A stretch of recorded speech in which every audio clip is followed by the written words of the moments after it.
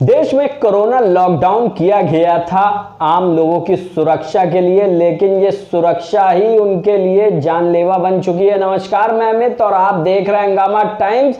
किस प्रकार से आम जनता लॉकडाउन के बाद अपने आत्मनिर्भरता को लेकर के बाहर तो निकली, लेकिन उनकी कमर लगातार टूटती जा रही है। महंगाई को लेकर के तो कहीं 2 दिन या 1 दिन के लॉकडाउन को लेकर के, तो वहीं कई व्यापारी अपना ना पटरी दुकानदारी का व्यापार कर पा रहे हैं और ना कहीं पर जो ओला और उबेर टैक्सी वाले चालक है वह भी अपना रोजगार नहीं कर पा रहे हैं। तो वहीं पर आज हमारे संवाददाता अर्चना कश्यप ने बात किया व्यापारियों से जो जिनके स्टॉल पर है सन्नाटा और किसी भी प्रकार से जो ग्राहकों का आवागमन रहता था वह उनकी दुकानों की रौनक दिखती थी, लेकिन वह रौनक खत्म हो चुकी है। तो वहीं लॉकडाउन के बाद से आम जनता की भी जेब खाली और व्यापारियों की भी जेब खाली। अब पैसा आए तो आए कहां से? ना सरकार रोजगार करने दे रही है और ना ही किसी को व्यापार ढंग से। तो आइए डालते हैं हमारे संवाददाता अर्चना की एक विशेष रिपोर्ट पर नजर, जहां उन्होंने दिखाया व्यापारियों की समस्याएं, किस तरह से उनकी दुकानों पर पसरा हुआ है सन्नाटा।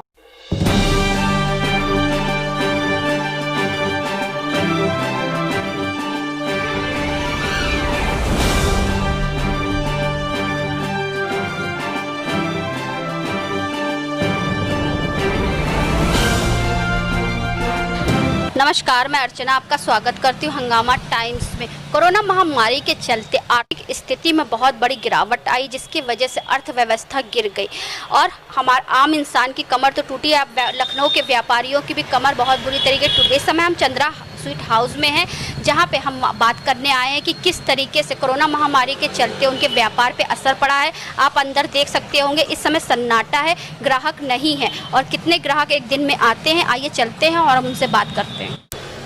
तो ये बताइए सर कि आपको क्या लगता है कि हालत कब तक बेटर हो जाएगी?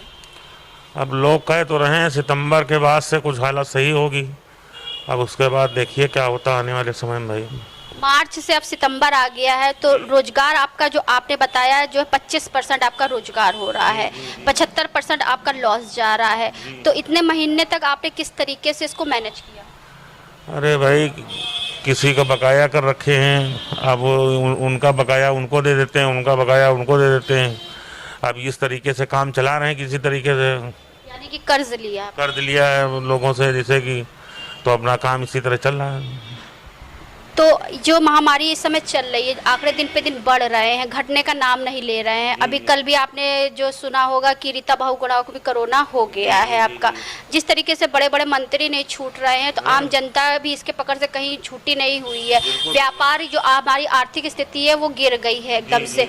तो व्यापार आपका जो इतना बुरा स्तर आ गया है, तो आगे की आपकी क्या नीति है या फिर आगे क्या? कि हम तो बीच में व्यापार बदल देने सोच रहे थे कि व्यापार बदल दिया जाए, मगर अब चक्कर ये दूसरा व्यापार हमें मालूम ही तो नहीं है।